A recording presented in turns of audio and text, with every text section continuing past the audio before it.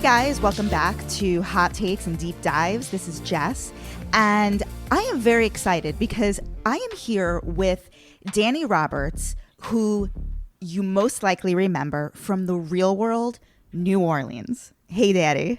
Hey. And to be clear, the first one, not the second one. Oh, we know.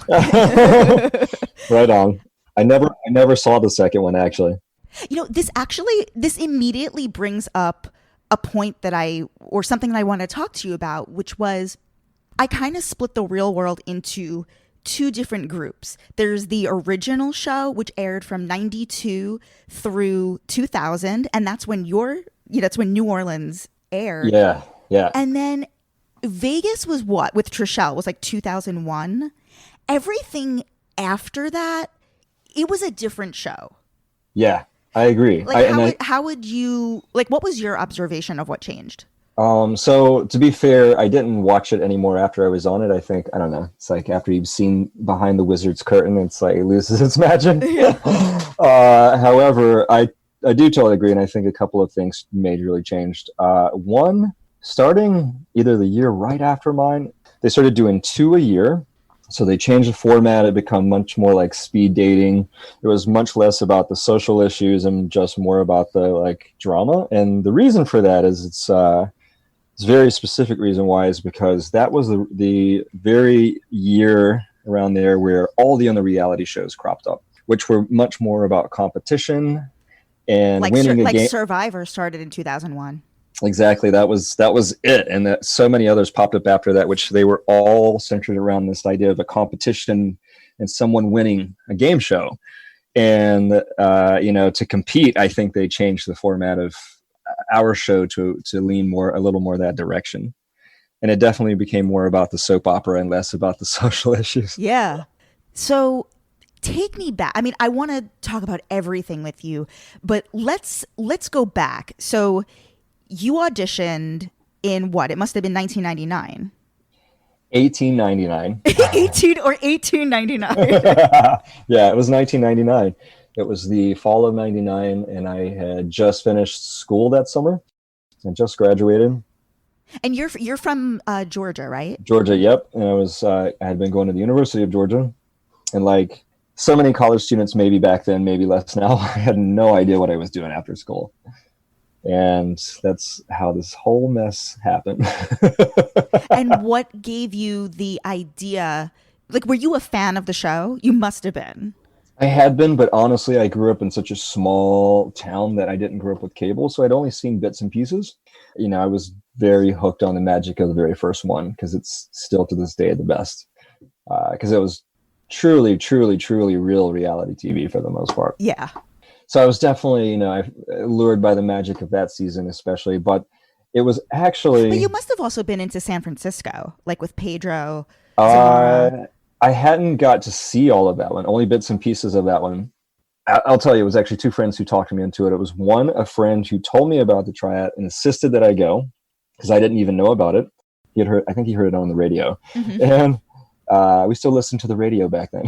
Were they doing I thought it was like a self-tape thing, like you actually film yourself. You would do it in person? You can do that, and you could do that at the time, but they also would go, I don't know if they still do it this way, but they used to at least go to different cities and have live auditions. And they were in Atlanta, so my friend told me about it and I went. And then I owe another friend who I met in line for keeping me there. The line was super long and it was hot, and I was like, this is so dumb, I'm leaving. And this girl that was in front of me started chatting me up. She was like, no, stay with me. Let's hang out. We'll hang out afterwards. So I was like, all right, I'll stay. And we're still really good friends to this day, but we laugh about that a lot. I was this close to leaving. Uh-huh. And the friend who put it in your head that you had to go to the audition, why did he think Danny was going to be so good on The Real World? Good question. I mean, I don't know. Well, number one, he had a crush on me at the time. Uh-huh. Number two, it was the fact that I was mostly out in a time when most people were not out. Mm-hmm. I was well on that journey.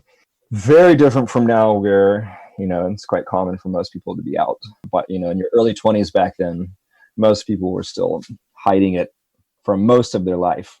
and I was past that hump, I guess. So I guess that meant something to him too. And what was the audition process like?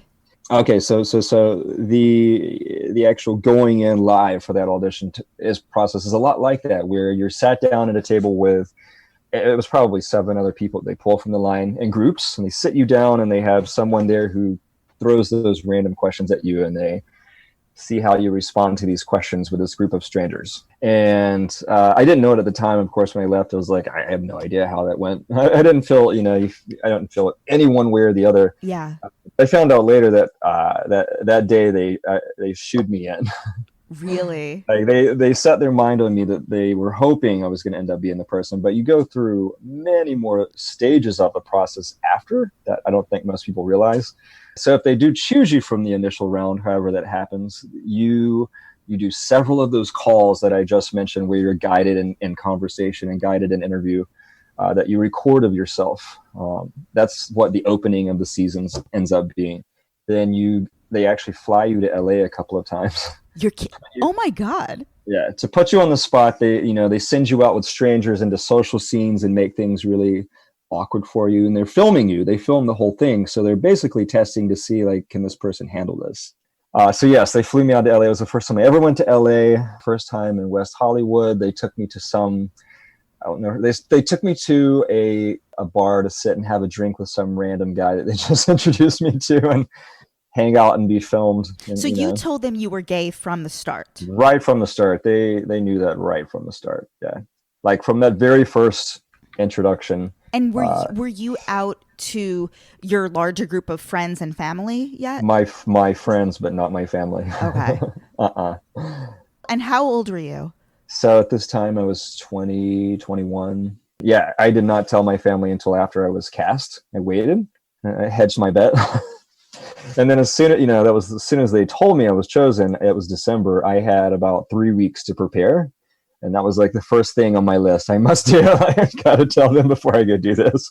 And that's how it happened. I told them, like, hey, at Christmas time, by the way, I'm cast. I'm going to do this. And they're like, oh, let me add to this that you're going to see. Yeah. I'm gay. Then it's and like, did they when they told you that you were cast, how we see, I don't know if they kept doing it into your season, maybe they did, but at least for sure in the older seasons you would actually see people's reactions when they're at home with their friends and their family finding out that they got cast, that they were successfully cast. Yeah, I don't know, at that time they weren't doing that. Okay. I think maybe they may have been recording it over the phone, but there was no camera there. When they told you that you got on the show, is that when you found out that you would be in New Orleans? Yes. The whole time, by the way, I'm from Georgia, so all I wanted was just send me out of the South. Send me anywhere out of the South. It is kind of funny. And, what I really wanted was to be sent overseas.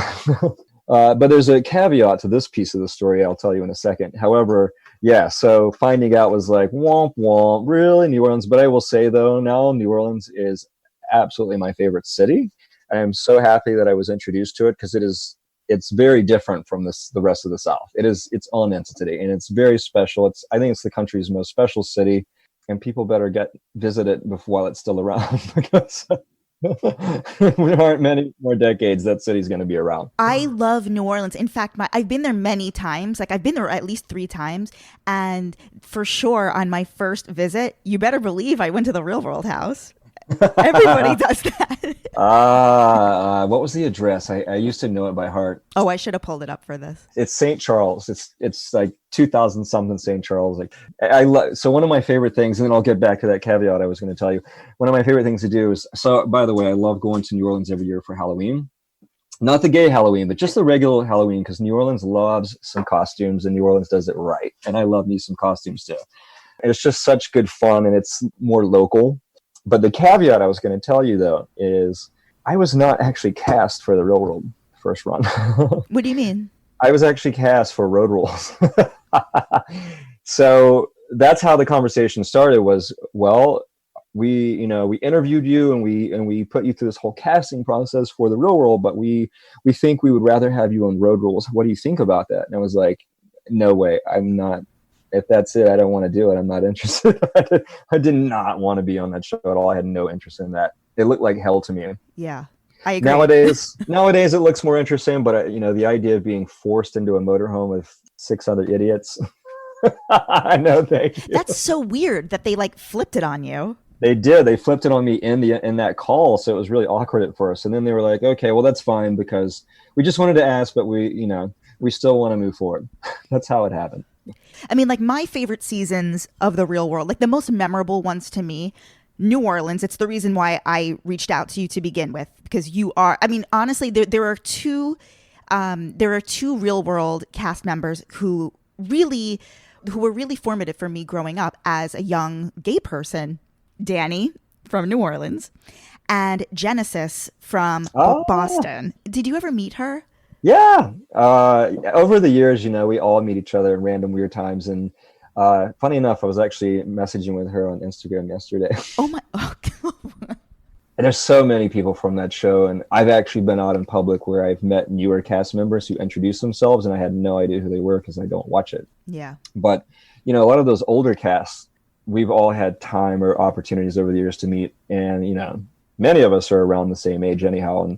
And especially those of us who are gay have a lot of opportunities. And back in the day when I used to do speaking on campuses, Genesis and I would often be booked together. Oh, that's amazing. I think that's probably how I originally got to know her. But I know there's been some like MTV related stuff over the years too, where we've crossed paths.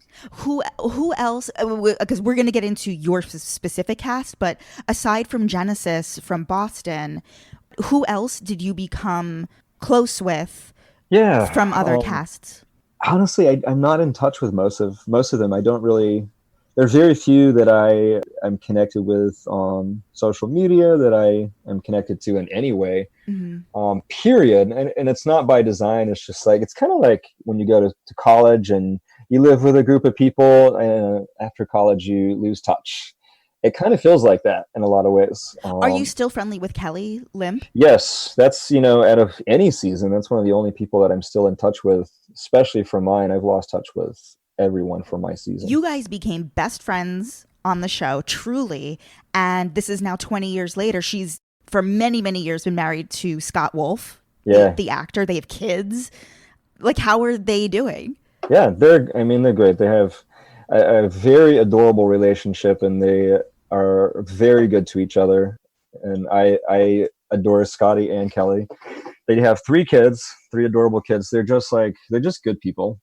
How did she meet Scott Wolf? So Kellie used to, way back in the day, was living in New York, and they both had a mutual friend that introduced them that thought they would hit it off. Wow. Yeah. And I was actually just with her on vacation.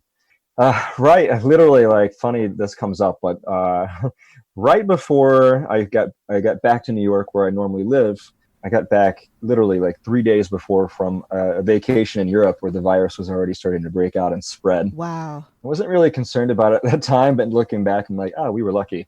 I landed in New York and so I was with Kellie on the trip. And as soon as I got back to New York, like 2 days later, lockdown happened and life has spiraled into some bizarre. Where in New York do you live? Washington. It's like Upper Washington Heights, like right below. Are you familiar with New York? Yeah, I live in Manhattan. Oh, duh. Well, we would have got together in person and at a different time.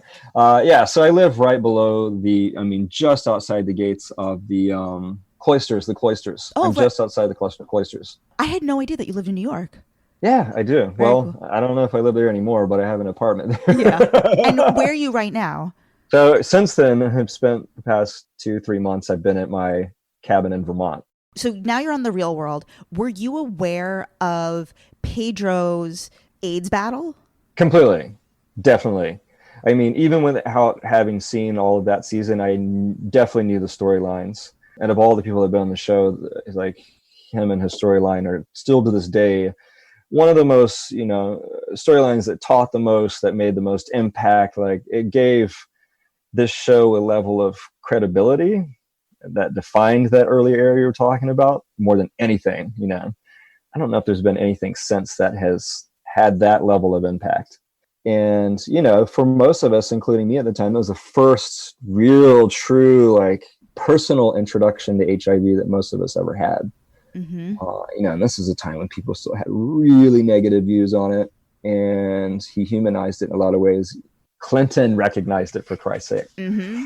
Yeah. That is in a way what you and Genesis did for me in terms of seeing my peers, like seeing people my age, a little bit older, who were gay and cool and attractive on television. You know, aside from that, of course, you know, I think maybe by that point, like Will and Grace had started and maybe like Queer as Folk was on Showtime, but to see it on MTV and on The Real World, people who were my own age, it just had an impact and gave me hope that I would have a future, that I actually would find my people out there in the real world. Making people really accessible and visible that were still generally mostly invisible at that time, especially in any kind of relatable way. You know, like those shows you referenced earlier, those scripted shows, yeah, they're entertaining, and yeah, they were bringing gay people to the masses for the first time, but they were still very much characters, and one-dimensional characters in many ways too.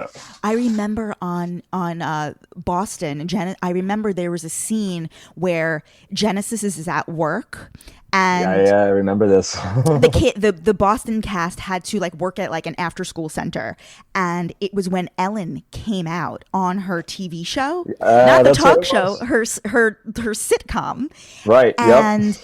a girl, like a young girl, said to Genesis, who was like really kind of dealing with her sexuality and like kind of blurring the lines between, like, she introduced trans people that had never been seen on MTV or anything like that. And I remember the little girl like she said something like kind of negative about it, and Genesis just like broke down. This was years earlier. This was in '96. Yeah. So that alone quite a few years before, yes, was a jump.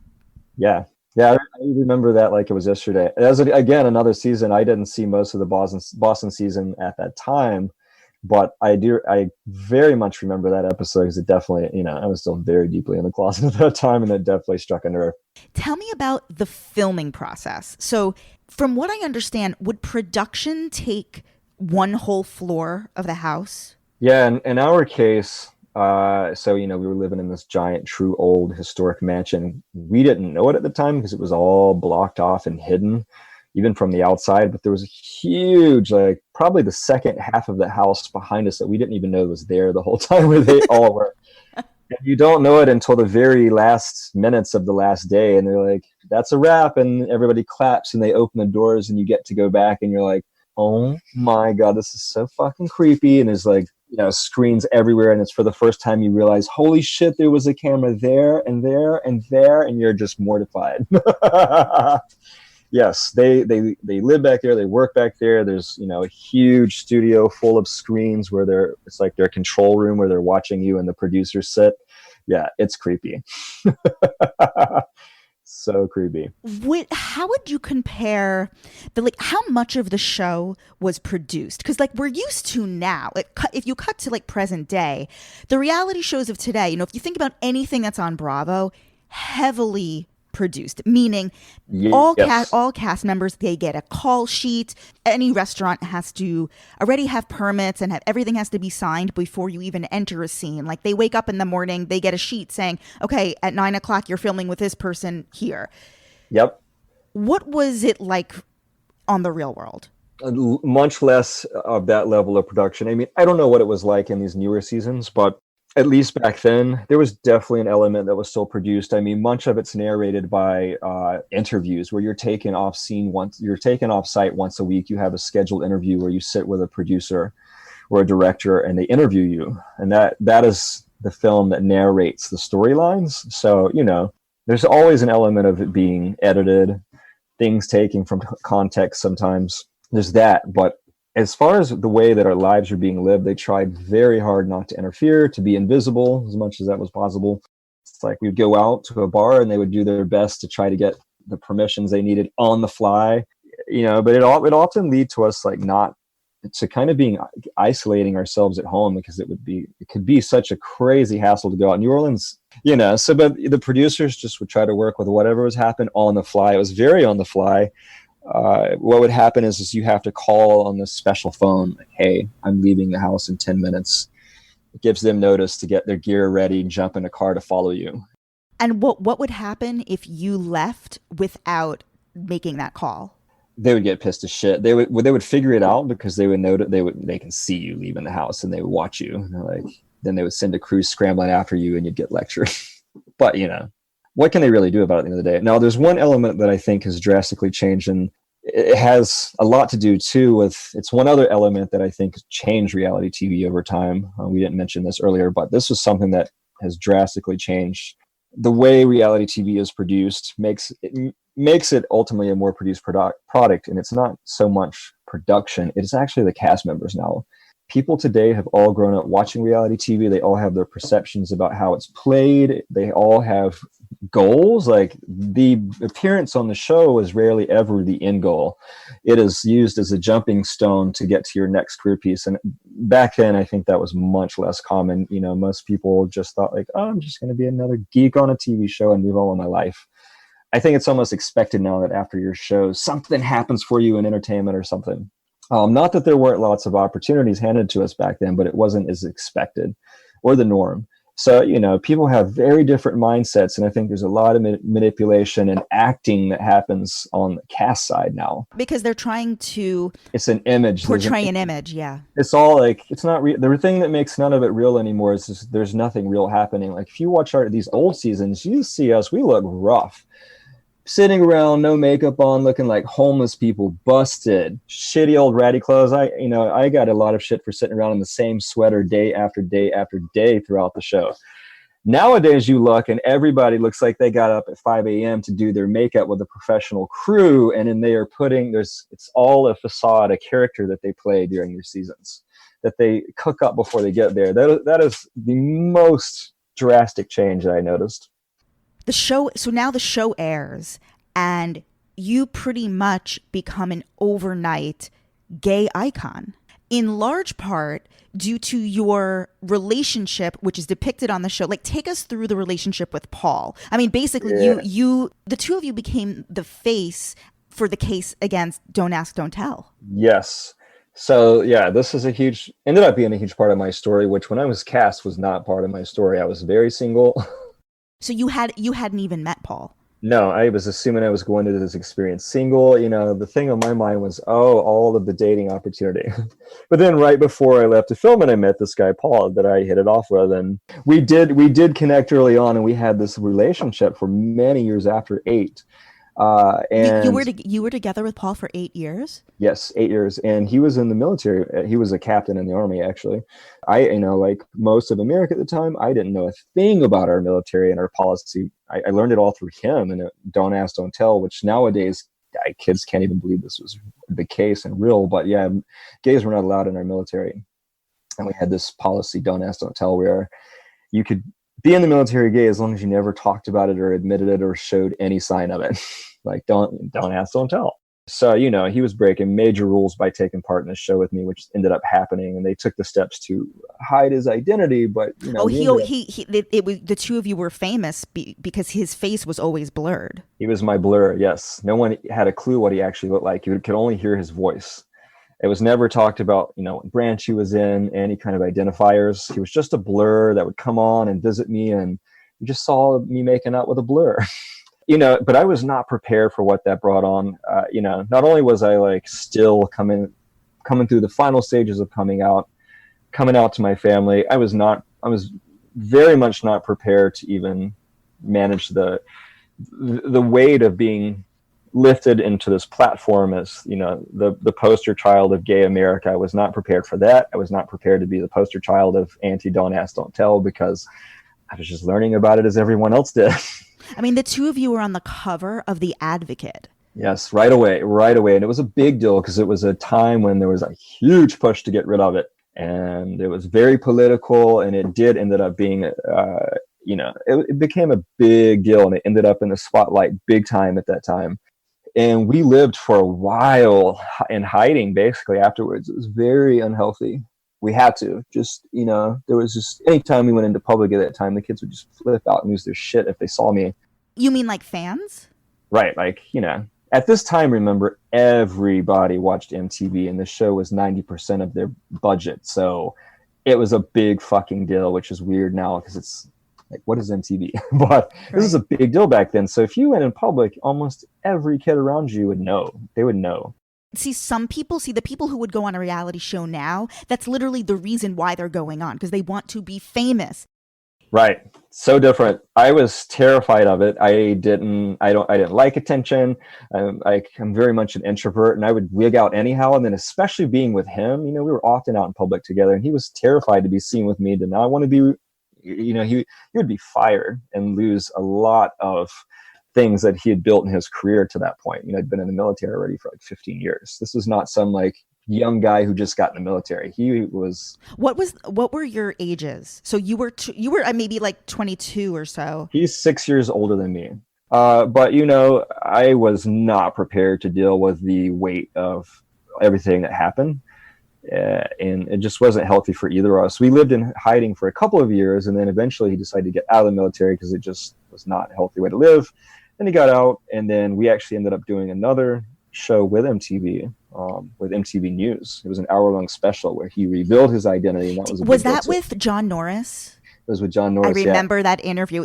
Paul had maybe like kind of long hair, like little wavy hair. Yep, he had just gotten out of the military. He was growing it out for the first time in his life, and I hated it. And so what was that like for him? Like so you filmed that little special that was like an Yeah. hour long special. Was there any fallout, or what was the reaction from your friends, fam? Yeah, talk about It was a big deal. I mean, it was his coming out in many ways, because almost no one in his life knew he was gay at that point. So it was how he came out to much of his friends and family. It all happened at once, and it was a big deal for him because all at once he had to own a lot of that he had always been so secretive about. And that's when I say when he was very immature, because he was very stunted in a lot of ways. Like many people who stay in the closet late in their life are stunted in so many ways. And that was definitely the case with him too. He had a lot of growing to do, and by this point, I was growing very accustomed to being very publicly out about it, which is, strange. At that time, I would be out at the grocery store. I still lived in North Carolina, so it was very common to be out and hear like, oh, there's that MTV faggot. I would hear things like that a lot. Yeah, because, people were still, I think it is very difficult to imagine if you weren't alive at that time and didn't understand our culture then. It's very hard now, I think, for a lot of younger people to understand how much our society has changed. Yeah. Like that level of homophobia that was around there, it definitely still exists, but it's definitely more covert now. It was very still okay to be, very vocal about your homophobia at that time. And people encouraged each other to be homophobic. And like, I'll never forget going to my hometown for the first time after the show and going to a crowded park because there was a summer festival happening, and my anxiety was already through the roof because really repressed Southern religious town, and very not gay friendly. I'll never forget the first group of guys I came across walking in. I heard one of them go, "There's that fucking MTV faggot." And I just immediately turned around and left. It's like, okay, I probably won't be coming back to this town for a while down here. This sounds very traumatic. Did you go to therapy, or did you two of you go to therapy together? Not together. I think we dealt with it in our own ways, and I think we diverged in our own ways over time too. We eventually split up a few years later. But yeah, at the time, no, I was very unaware at the level of trauma that was creating. Later in my adult life, I recognized that there was like a deep layer of trauma that had been laid down and sort of covered up. Because if you start realizing, at that time, people our age, especially coming from where I came from, and for most of us, it's like not safe to be gay and out. And then after being very public about it, it was very much not safe for me to be out. And this is, I did this show like the same year or the year after Matthew Shepard was murdered, so that was always in the back of my head. So I never felt safe. And I never realized how much trauma that created from feeling so deeply unsafe all the time. Even if, on the surface, I learned to hide it and mask it and go about my business and put a smile on, I was always deeply, there was, even if I wasn't aware of it, there was always a layer of fear running in the back of my head. So eventually I recognized it and worked through that. It's not a healthy way to live. Yeah. And it was something that was very unexpected too. I knew coming out was going to be tricky, but I don't know. I don't know what I expected how I expected that to play out afterwards. I don't think I thought about it much, to be honest. Too young, too naive, more focused on the positive aspects, like the exciting pieces of it. Deal with the baggage later. Let's talk about your castmates. So the most memorable people in the house, aside from you and Kellie and like your best friendship, which was like very charming and very fun to watch. I remember this chick Melissa Howard, who Yes. was nuts. I remember in the first episode when the two of you meet, you're like flirting with her, which was confusing. Like, what was that about? So at that time, I was flirty with just about anybody I came across. Part of it is, I think, just being Southern in the way that Southern people like charm each other when they meet. Yeah. It's about warmth, and a lot of people read that as flirting. And I often will play back with whatever energy I'm getting. But at that time, I still very much enjoyed especially flirting with women that I met, because to me, it wasn't sexual. It was just like a fun game. And I also was being very careful, like coming in there. I didn't want it to just be known right away, like, "Hey, I'm the gay guy." Yeah. I actually wanted to let them all know me first, and then start laying down their bias and their assumptions. So I waited a few days before we got to that point. And actually, when I first got there, my roommate Matt was like, "Wait a minute, there's 2 gay guys on this season? This is new." He's not. I just thought he was. We all did. Everybody thought he was the gay. They were so confused. Was he the Mormon? Yeah, no, but he was very Catholic, and it was self-imposed Catholicism, which Julie was the Mormon. Julie was the Mormon, and she was very into Matt. Right. But everyone thought Matt was the gay one, and they were so confused when they finally realized, like, no, it's me. And they're like, "Wait, but what about Matt?" and I did too. We all thought he was the gay one. I seriously thought, like, "Oh, I've got competition this season. Now they're teaming up 2 gays. This is new." That's so funny. But yeah, back to Melissa, she was actually my literal roommate. We slept in 2 beds side by side, and she cracked me the fuck up all the time. We would lay in bed at night, eating candy in bed, cracking up, because she left the show and ended up on Girls Behaving Badly with Chelsea Handler. Yeah. That's when Chelsea Handler was taken off, and she is just hilarious. But she is. Are you still in touch with her at all? Big personality. Big personality. No, I would love to still be in touch with her, but we've lost touch, and we've like reconnected a few times over the years and then lost touch again. I actually ran into her randomly in New York one night out and about. We were both drunk, and this was several years ago, but we literally came around the corner and walked into each other. And I'll never forget. She was so drunk. She puked on my shoes. She puked and it right down on my shoes. Did she know it was you? She did. We were hugging and talking, and she was like, "I don't feel well." Oh my God. And she puked. What a mess. So the show wraps, everybody claps at the end with the producers, and then it starts to air. And that's when you're talking about this fallout of all the attention. Talk to me about kind of like the good, the bad, and the in-between. Okay. It's a good question. Yeah. And I have a very good answer to that. So let's start with the bad first, and then we'll end on the good. The bad, again, like I mentioned before, was I definitely, it was very clear the level of homophobia coming from a lot of people. I lived in fear for a long time. I became a hermit for like 4 or 5 years. I just felt like it didn't feel comfortable or safe, and leaving my house, and unless I was out of my mind drunk at that time. We're still in our young 20s. But I always felt very anxious leaving my house, and none of that was healthy or good. And again, like I figured out years later what that really was. That was anxiety from that trauma of living so out, but still truthfully terrified at my core to be out like that. The good, on the flip side of that, is I think my season happened at a time when it was just like the perfect magical time when our society was ready to flip the page. And if you talk to people in our age range, I'd say anywhere from 28 to this day to 48, many people remember watching it. It meant a lot to them, especially gay people, but not just gay people. A lot of hetero people, like, it changed their mind. Mm-hmm. For whatever reason, I struck a chord with a lot of people that rethought what they thought about gay people. And I think it's just because I was very non-threatening. I just came across as like, could have been just the guy living next door to them that they maybe would hang out with. And all of these assumptions and scary gay people and what scary gay people do, they're like, oh, this guy is just a regular old nerd that lives next door to me. So that disarmed a lot of people, and it changed a lot of people's attitudes. A lot of people in our generation came out over it.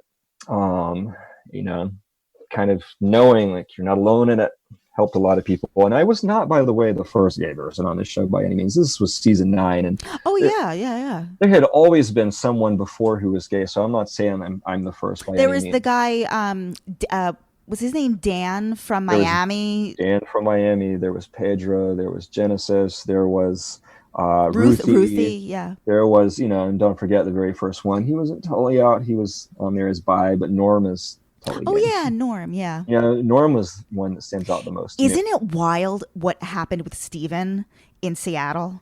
Well, can we get to that story in a minute? Don't let me forget. Yeah. Whoa. I also don't want to forget my bad story. Oh, okay. This is the weirdest, nastiest point. I have had a few stalkers that came out of this.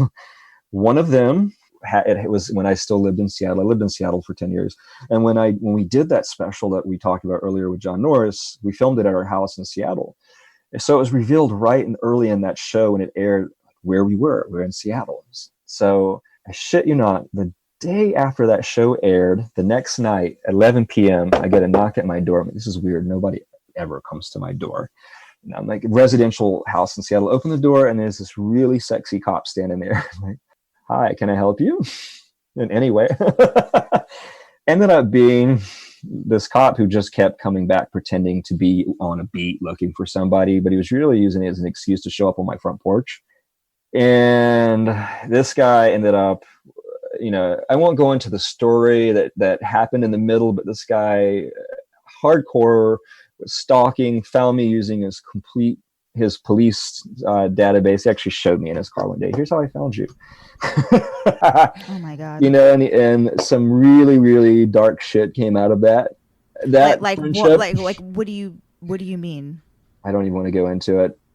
It was dark. Did you have to like get a restraining order and have him arrested? It came to threats of that. Okay. Yes, it got really dark and scary, and that was not the only instance of something like that happening either. I bet many other cast members. So, a friend of mine and I were just talking about this today. But when you become accessible and visible, it makes you an easy target for all of these, sociopaths and narcissists, et cetera, that exist in the world. They can find any of us, and there's plenty of these people out there. But when you become very visible, you're the first one that they try to find. That's exactly what happened. So yeah, there's a weird, dark, seedy side of that being known too. Most of it was really positive overall. Okay, so going back to this Steven. Okay, yeah. So that crazy motherfucker. So this is Steven from Real World Seattle, which was another fucking great season. Which ironically, I have never really got to ever watch that one, and I even lived there. However, I'm very aware of the Steven and the slap story, which I'll let you tee us up for that. I mean, in short, basically a female cast member, this chick Irene, who I think she had like Lyme disease, so like she was like battling like this health. She had Lyme disease before Lyme disease was really known. Yeah, now we all know of it. Yeah, that was like I had never heard of Lyme disease before this. Everybody kind of thought like, oh, she's just some crazy girl making up some disease, because at this time everybody still thought Lyme may not be real, maybe in your head. It's what crazy women get this and they're loony. It's not a real disease. She had it. She really had it at the time. And basically, I think the two of them just constantly fought, and it all kind of came to a head where they get into some fight. She's leaving the show because she's sick. I think none of them believed her or something. Exactly. So she left the show for good. Like, I'm done with you fools. She gets into the car that's basically going to take her to the airport, wherever. And he opens the door to the car, slaps her in the face. Wait, he slaps her in the face because she says to him, "And you're gay." Like, cause he the whole time was very homophobic. It was even better. It was the way she delivered it, but that was the gist of it. But it's She was just like, and you're a homosexual, Steven. He was like yelling at her as she's packing and leaving, and he was being homophobic. And then finally she turns to him and goes something like, no, Steven, you'll never have a, I don't know what it was. She was like, you'll never be happy. You'll never be maybe happy. That's what it is. You'll never be happy, Steven, because when she just had a big smile on her face, because you're a homosexual. And you look and it pans to him and he's like, and that's why. And then he ran out and slapped the shit out of her. She was leaving. But okay, so that crazy fucker. So that's all I knew of this guy. And then I did one of the challenges. I only ever did it once. And it was in Mexico. So early in filming it, MTV being the cheap bastards they are and Buena Murray the cheap bastards they are, they filmed it during hurricane season. So Mexico got slammed by a fucking level 4 hurricane. We were all there. We rode through it. They kept us there trying to ride it out. The whole place got destroyed. The Mexican National Guard had to come save us and bring us food and shit. You couldn't fly out because the airport got destroyed. So we were trapped there. We were trapped there for a month, for a long time with no power or running water. It was awful. So Steven was filming this one with me. Okay. Whose room do you think he chose to sleep in? That fool chose the bed right next to me. Well, he was out at this point or no? Not really. He still wasn't really out. He wasn't really out? He was not. He was quasi out. And this is going to get juicier in a minute related to that. I don't know what he was. I don't think he was still really out. I think he was at this point living a very gay life, but I don't think he was still very out about it. I tried to limit just my interaction with him. That's all I knew of the guy. I didn't, every bit that I was seeing of him matched very much of this unstable person, as we often are when we're hiding things. So the reason I'm talking about this is not because I want to shit talk somebody, but because it was so sleazy. I woke up one morning and shit you not to that guy, as we've been trapped there for weeks now, by the way. I wake up, open my eyes, he is standing over me, looking in my eyes, touching me. I'm like, hi. I got up, put everything in my bag right after breakfast, moved my shit to a different room. So done. You are creepy as fuck. And did you ever bring that to the producers so it was material on the show? Nope. I didn't want it to be a deal. I didn't want it to be any kind of drama. I didn't want to be slapped. I just get the fuck away from me. And I avoided him the rest of the time until he got kicked off. But listen, right after that, he ended up getting arrested because he was found hooking, I believe in LA. Gay hooking. He got busted, and I'm pretty sure you can find it on the internet. Oh my God. Here's my question. You were on Watch What Happens Live, and you said that you admitted to hooking up with a straight cast member. God. Tell me about this. I should have never brought that up. He's smart because he gets everybody drunk. Andy Cohen?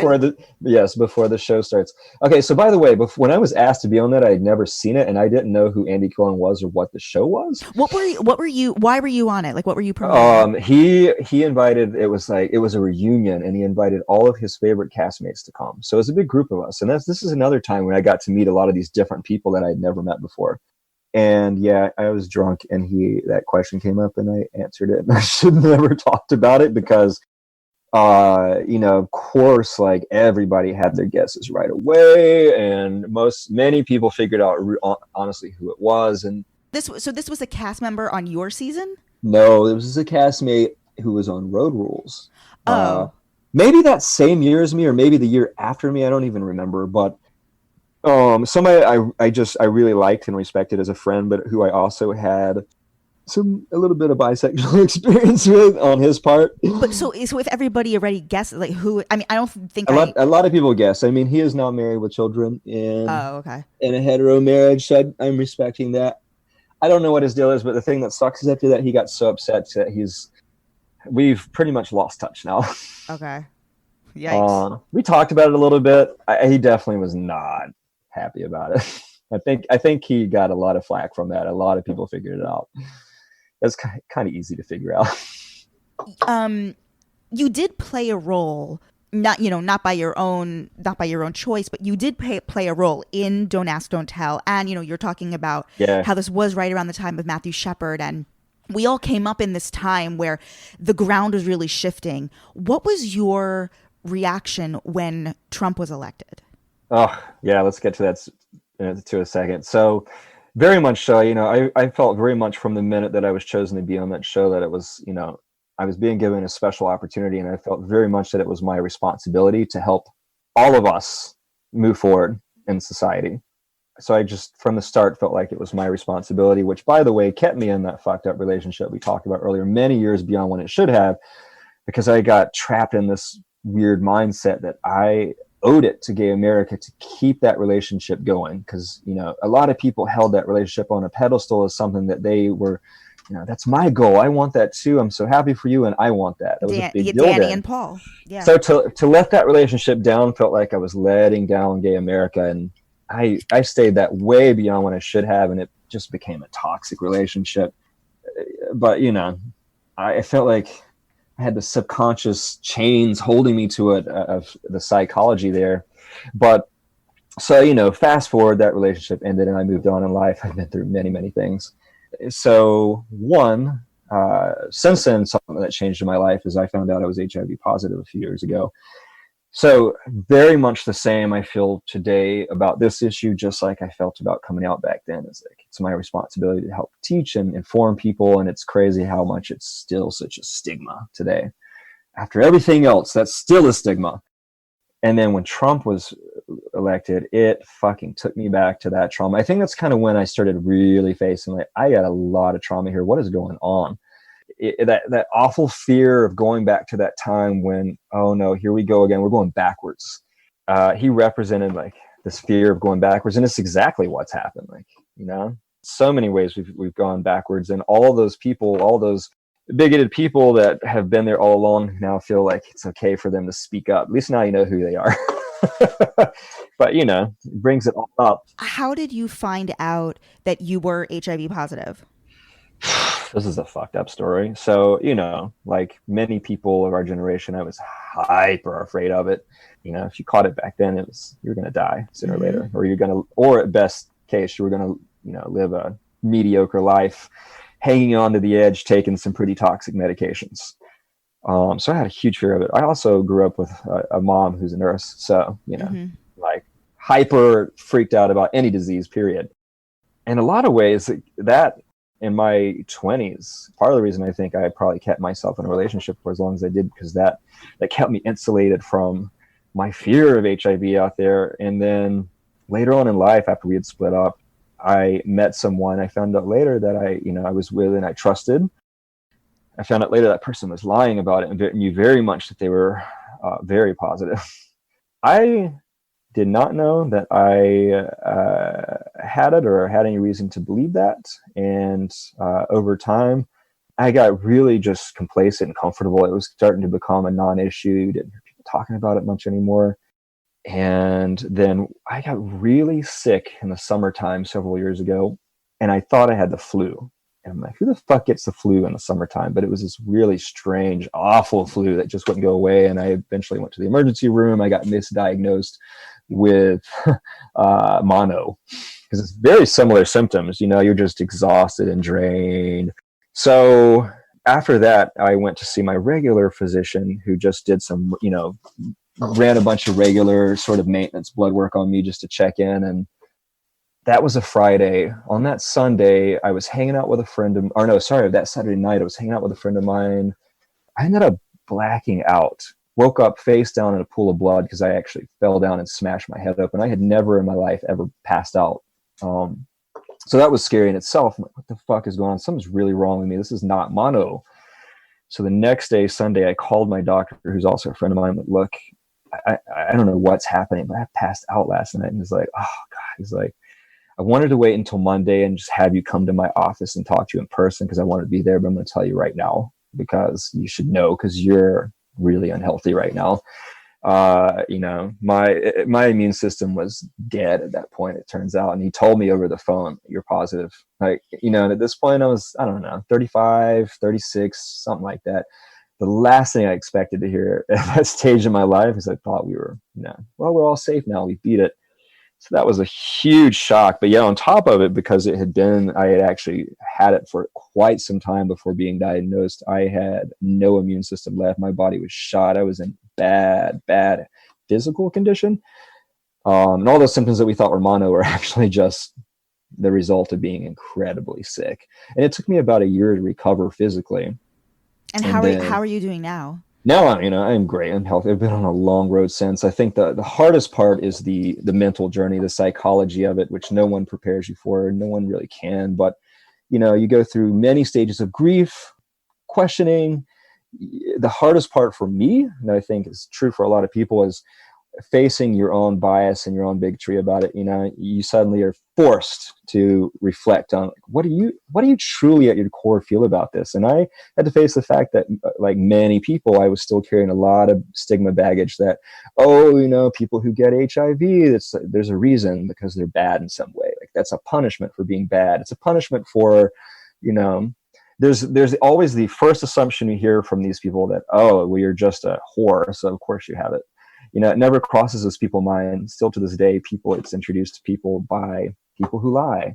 All it takes is one instance. It could be the first time you have ever had sex with someone and you can be infected. Like, these things, and there's still so much stigma where people judge right away. I still hear it to this day. I was talking to someone about it this week who, someone I don't even really know messaged me on Instagram to tell me that they came across a thread on some message board where people were trash talking me about it and calling me all horrible names. And like, but that's the reason that I came public about it a couple of years ago, is because I have embraced it. It is part of who I am. It's just another illness like any other. Mm-hmm. It's silly, the level of stigma that still sticks around about it. And it's just a matter of educating people. Yeah. It is an issue that became a non-issue for a while because we all got complacent, but it's still around. Did you happen to see, or are you aware of, there was one season of this kind of gay bachelor show on Logo called Finding Prince Charming? Yes, one of my friends was actually on it. Who? His name is John. John. I don't know if he used his real name on the show, though, to be honest. Oh, that's so funny. I think he may have used like a middle name or a made-up name. Oh, that's hilarious. And I don't remember what it was. So... Well, two things. Number one, I mean, this has nothing to do with anything, but it's just interesting. Number one, the actual Bachelor, it was revealed right when the show premiered that he had a career as an escort. Number yes, one. Which I'm not judging. And, I don't think people were really judging it, but it was kind of like, this is the Prince Charming. I don't know. It was a little, it's like a bunch of guys are, picture the Bachelor, just like regular Bachelor, Anyway, here's what's interesting. In the end, the guy who won was HIV positive. He wound up choosing the positive guy over all these people. And was it known throughout the show he was, or was it revealed at the end? It was revealed like halfway through. Okay. So, I mean, that's the truth, too, is a lot of people don't reveal or keep it a secret because there is still so much stigma. So it's this catch-22. People get, a lot of people get shamed for not being totally upfront about it. At the same time, the minute they're often shamed for being upfront about it. It's also incredible how far a lot of people have come. I will say I'm very thankful that right before I was diagnosed, I was getting to know a couple of guys out in Seattle who were young, who were healthy, who had it, and who were being open about it, and they taught me a lot. I'm super thankful I came across those guys before I found out about myself, because if I had gone into it without that, I probably would have lost my shit with my old mentality. Mm-hmm. As much as I still needed to grow and come on that journey, those guys taught me a lot already. How else has your, tell me about your life now. So you live, you were living in New York City, but you split time, in your home in Vermont. So what do you do for work? And what else is your life like now? So my life is normally not so split between Vermont and New York. I mostly usually live in New York. This is kind of like my weekend getaway every now and then. However, so the other piece is I have a daughter that we adopted. She's 4, so she splits her time between me and my ex who lives in Boston. This is a different man than This Paul. is a different ex. Yeah, I've had another 10-year relationship with someone else since then. But can I just say that's amazing that you've had these really long relationships. Yeah, that is my nature. So you have a 4-year-old daughter? We do have a 4-year-old daughter that we adopted together when we were still together. It's an open adoption. It is, we're not biologically related. So a lot of people assume that it is through in vitro or whatever, but she's just purely adopted. Her name is Naya. She is originally from Dallas, Texas. That's where we found her. And so normally I live full time in New York, but after all of this, I'm not sure where I live anymore. Yeah. When she starts school next year, so most likely I'll end up somewhere in the Boston area so we can have more balance while she starts school. And tell me what you do for work. I'm sure people are just like very curious about anybody who's on The Real. It's like everyone feels like, feel like we know you. So like, just tell me everything. What are these crazy people doing now? Yeah. I do. I'm a recruiter, so I recruit for tech, which is what I referenced earlier. I actually specialize in digital design. So by the way, when I say I'm a recruiter, I'm an in-house recruiter. I'm not an agency recruiter, which is what most people are aware of. So I work in-house. I represent companies. It is very much, HR and recruiting work. My jam is the startup world. I like working for startups. I'm not really so big into the big corporations. But, after all of this, again, who knows? I'm ready for, I think a lot of people, I'm like a lot of people right now, this is kind of feels like a big major reset. I guess my final question is, are you happy that you went on The Real World when you were 22 years old? And it really, in some ways, it laid out the path for the next 10 years plus of your life. You've just described a lot that happened as a result of you going on the show. Yeah. So are you glad you did it? My life definitely would have been extremely different had I not, in many ways, in all ways. Overall, now I can say I think it's been a really positive experience overall, but I definitely had periods in my life where I regretted majorly. There's definitely a period where I was working through that trauma we referenced earlier where I really regretted doing it. When I came to terms with how much it had negatively impacted my life that I just didn't see on the surface, I regretted it for a while then. But at the same time, I've done the work to move through that.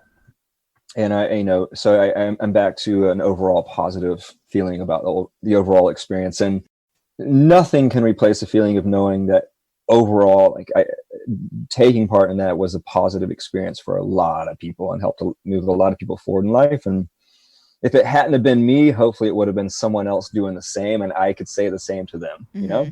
And what was the biggest opportunity that came your way? Aside from getting to meet my girlfriend Genesis from The Real World Boston.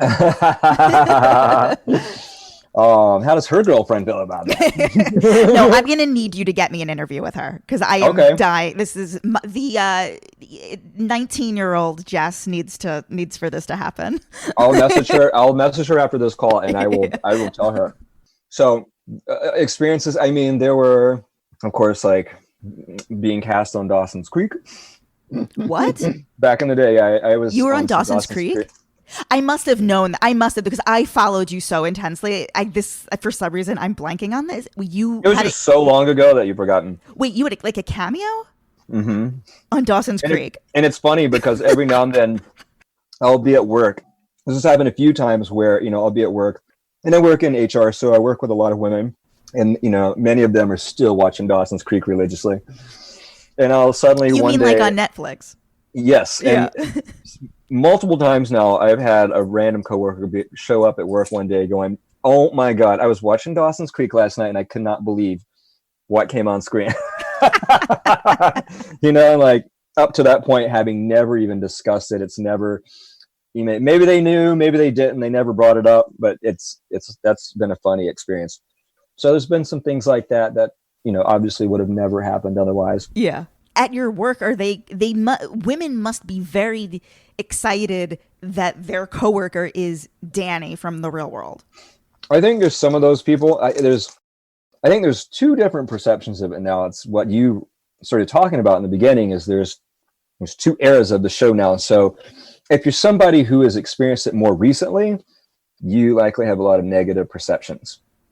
And, you know, there are the people who watched it more back then who were like, oh my God, this is so freaking cool.